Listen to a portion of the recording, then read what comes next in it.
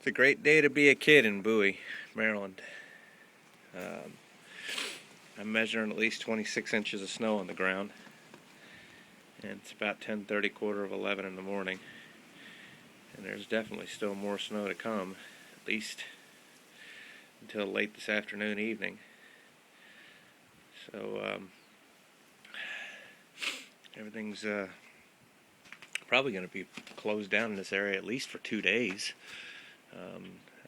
I can tell where there's been a snowplow that's come up our street at some point in time earlier this morning, but that's clearly covered over again.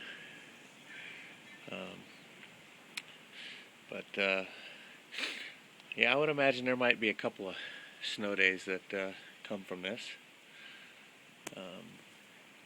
And